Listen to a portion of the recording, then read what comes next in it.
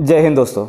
आज हम इस वीडियो में बात करने वाले हैं एनाबॉलिक विंडो के बारे में कि एनाबॉलिक विंडो होता क्या है, एनाबॉलिक विंडो काम कैसे करता है, एनाबॉलिक विंडो कितना लंबा होता है और कैसे ये सप्लीमेंट कंपनी एनाबॉलिक विंडो के नाम पर हमें अपने सप्लीमेंट्स बेचती है और इसका गलत फ़ायदा उठाती है। चलिए दोस्तों, वीडियो को शुरू करते हैं। मेरा नाम है शुभम, आप देख रहे हैं Indian gym freaks. Stay fit, no bullshit.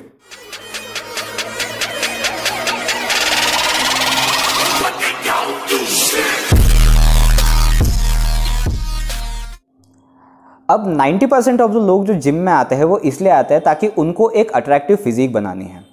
अब मैं मेनली लड़कों की बात करता हूँ तो उनको उनकी मसल्स का साइज़ ग्रो करना है ताकि वो एक अट्रैक्टिव फिजिक पा सके। अब जिसको हम मसल का साइज़ ग्रो करना बोलते हैं उसे हम मसल हाइपरट्रॉफी बोलते हैं। अब मसल हाइपरट्रॉफी के लिए बहुत ज़रूरी होता है मसल प्रोटीन सिंथेसिस। मतलब आप जो प्रोटीन कंज्यूम कर रहे हैं वो आपकी मसल्स को रिपेयर कर सकता है, मतलब डायरेक्ट उसे रिपेयर करे और मसल्स उसे यूज़ करके ग्रो हो। अब जब भी आप कोई एक्सरसाइज करते हैं तो आपकी मसल्स के अंदर वेयर एंड टियर होता है या फिर उसमें माइक्रो टियर्स होते हैं जिसको रिपेयर करने के लिए आप प्रोटीन खाते हैं और वो प्रोटीन डायरेक्टली आपके मसल्स में जाता है और आपकी मसल्स को रिपेयर करता है, आप रिकवर होते हैं और आपकी मसल्स ग्रो होती है। ये एक बहुत ही सिंपल प्रोसेस होती है। अब जब हम एनाबॉलिक विंडो की बात करते हैं तो एनाबॉलिक विंडो बहुत सिंपली स्टेट करता है कि आपके पास में बहुत लिमिटेड अमाउंट ऑफ टाइम है जिसमें आपकी मसल्स ग्रो होंगी। मतलब आप जब भी प्रोटीन खाएंगे एक्सरसाइज के बाद में तो आपके पास में एक लिमिटेड अमाउंट ऑफ टाइम है जब आपका प्रोटीन बहुत ही ज़्यादा इफेक्टिव होगा आपकी मसल्स के लिए। और ये सिंपल स्टेटमेंट है एनाबॉलिक विंडो की। बट जब सप्लीमेंट कंपनीज ने अपना सप्लीमेंट बेचना शुरू किया तब उन्होंने एनाबॉलिक विंडो की जो डेफिनेशन है उसे बहुत ज़्यादा चेंज कर दिया। उन्होंने ये स्टेट किया कि आपको एक्सरसाइज के बाद में इमीडिएटली प्रोटीन चाहिए आपकी मसल रिकवरी के लिए, और वो भी एक फास्ट डाइजेस्टिंग प्रोटीन चाहिए जैसे वे प्रोटीन होता है जो 45 मिनट्स में ही अपने ब्लड्स में डिसॉल्व हो जाता है। और इसी वजह से जब वे प्रोटीन की जो मार्केटिंग है वो बहुत ज़्यादा बढ़ने लग गई और बहुत सारे लोग उसे खरीदने लग गए। बट रियलिटी इससे कुछ डिफरेंट ही थी। अब देखिए, जो मसल प्रोटीन सिंथेसिस जिसकी हमने पहले डिस्कस किया है, जो मसल प्रोटीन सिंथेसिस है ये हमेशा एक्सरसाइज के 4 घंटे बाद में शुरू होता है। मतलब अगर आपने एक्सरसाइज की, आप जब एक्सरसाइज करते हैं तब आपकी बॉडी के अंदर ग्लूकोज की बहुत ज़्यादा डिप्लीशन हो जाती है। आपका जो ग्लाइकोजन टैंक है वो पूरा का पूरा डिप्लीट हो जाता है। आपकी बॉडी की फर्स्ट प्रायोरिटी होती है कि आपका जो ग्लाइकोजन टैंक है उसे वो रिफिल करें। अब आप प्रोटीन खाकर भी उसे रिफिल कर सकते हैं, आप कार्ब्स खाकर भी उसे रिफिल कर सकते हैं, बट सबसे पहले आपकी बॉडी उस ग्लाइकोजन टैंक को रिफिल करेंगी, उसे वापस से उस लेवल तक के लाएंगे और उसके बाद में आपका मसल प्रोटीन सिंथेसिस शुरू होगा। ये बहुत सारे रिसर्च में क्लियरली स्टेट किया गया है। बट फिर भी कुछ लोग अभी तक के बेवकूफ़ों की तरह इसे भी यूज़ करते ही जाते हैं कि आपको एक्सरसाइज के बाद में एक फास्ट डाइजेस्टिंग प्रोटीन चाहिए जिससे आपकी मसल्स रिकवर हो सके। अब मैंने बहुत सारे लोगों में ये गलतफहमी देखी है कि वो लोग ये सोचते हैं कि उनके पास में सिर्फ 1 आवर या 45 मिनट्स ही है आफ्टर एक्सरसाइज कि वो अपना प्रोटीन रिक्वायरमेंट पूरा कर सके। मतलब वो लोग ये समझते हैं कि आपका जो मसल प्रोटीन सिंथेसिस है वो आपके 1 आवर या फिर 45 मिनट्स तक के पीक पर रहेगा और उसके बाद में अबाउट द डे वो कम होते जाएगा। और इसीलिए वो लोग वे प्रोटीन कंज्यूम करते हैं या फिर कुछ भी और खाते हैं। और वो लोग ये सोचते हैं कि अगर उन्होंने फास्ट डाइजेस्टिंग प्रोटीन जैसे वे प्रोटीन होता है उसे कंज्यूम नहीं किया और कुछ कार्ब सोर्स लिया या फिर कोई शुगर का सोर्स लिया या फिर कुछ दूसरा ही खा लिया जो स्लो डाइजेस्ट होता है, तो उनकी बॉडी फैट जमा करना शुरू कर देंगी या फिर उनका जो मसल प्रोटीन, उनका जो प्रोटीन है वो उनके मसल्स तक के पहुंचेगा ही नहीं। और ये बहुत ही एक गलत इन्फॉर्मेशन थी जो लोगों के दिमाग में फिट हो चुकी थी। जब रिसर्च हुई इसके ऊपर तब ये देखा गया कि जब भी आप एक्सरसाइज करते हैं तो आपका जो एनाबॉलिक विंडो है वो ऑलमोस्ट 36 आवर्स का होता है।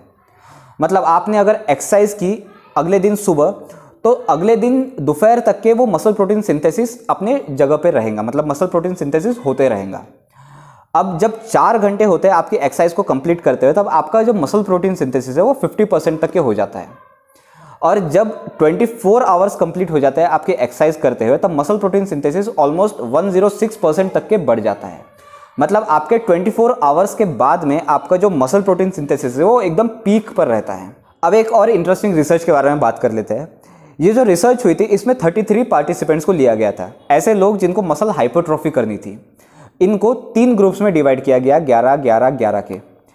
एक को जो वे प्रोटीन था वो दिन के पोस्ट वर्कआउट दिया गया, एक को प्री वर्कआउट वे प्रोटीन दिया गया और जो थर्ड ग्रुप था उसे दिन के एंड में प्री वर्कआउट दिया गया। मतलब अगर वो सुबह वर्कआउट करते थे तो उनको शाम को वे प्रोटीन दिया जाता था, अगर वो शाम को वर्कआउट करते तो उन्हें सुबह वे प्रोटीन दिया जाता था।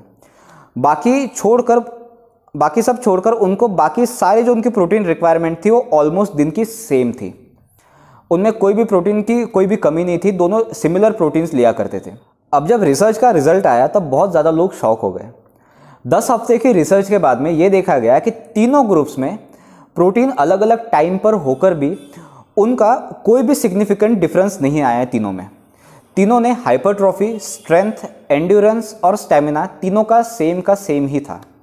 इसलिए ये कंक्लूड किया गया कि आप वे प्रोटीन कौन से भी टाइम पर लीजिए, आपकी जो मसल प्रोटीन सिंथेसिस है उसके ऊपर आपका डिपेंड करेगा कि आपकी मसल हाइपरट्रॉफी कितनी होने वाली है।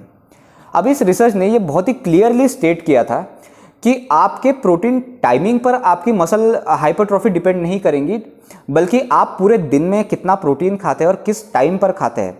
मतलब आपकी जो मील्स है, चाहे आप 3 मील्स लेते हो, 4 मील्स लेते हो या 5 मील्स लेते हो, उनमें अगर आपने इक्वली अगर प्रोटीन डिवाइड करके रखा है तो आपको बेस्ट रिजल्ट मिलेगा, ना कि आपके जो एनाबॉलिक विंडो है जो आप 45 मिनट्स या 1 आवर की बात करते हैं उसमें। अब देखिए दोस्तों, मैंने बहुत सारे लोगों को ना ये बोलते हुए सुना है जो भी न्यूट्रिशन के बारे में जानकारी रखते हैं कि एनाबॉलिक विंडो एक वेस्ट ऑफ टाइम है या फिर एनाबॉलिक विंडो का जो कंसेप्ट है वो गलत है। बट ऐसा नहीं है। जो वे प्रोटीन कंपनी ने जो एनाबॉलिक विंडो की जो डेफिनेशन सेट की थी या फिर उसकी डेफिनेशन के साथ में जो टेम्पर किया था वो चीज़ गलत है। एनाबॉलिक विंडो एक बहुत ही प्यारा कंसेप्ट है और इस कंसेप्ट से हर कोई बॉडी बना सकता है, एक अट्रैक्टिव फिजिक बना सकता है, आपके मसल्स की हाइपरट्रॉफी कर सकता है।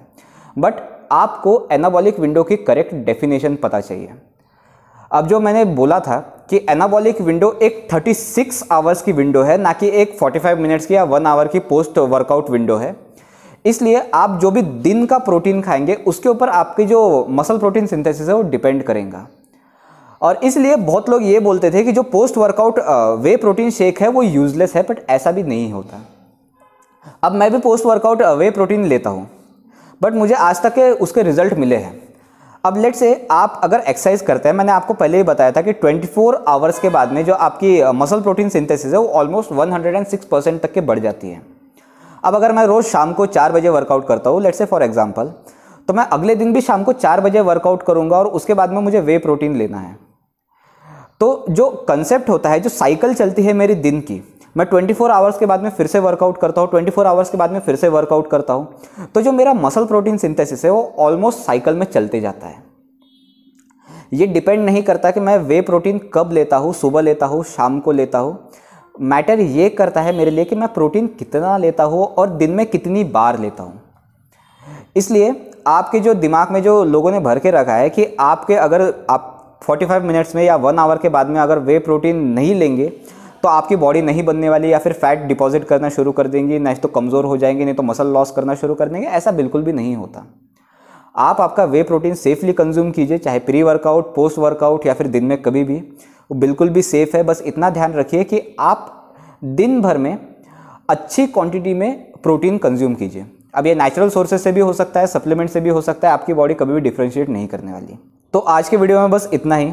अगर आपको हमारी ये वीडियो पसंद आ रही है तो एक लाइक ज़रूर बनता है, और अगर आपको हमसे कोई भी सवाल होंगे तो आप मुझे डायरेक्ट कमेंट में भी पूछ सकते हैं या फिर मुझे इंस्टाग्राम पर डायरेक्ट DM भी कर सकते हैं।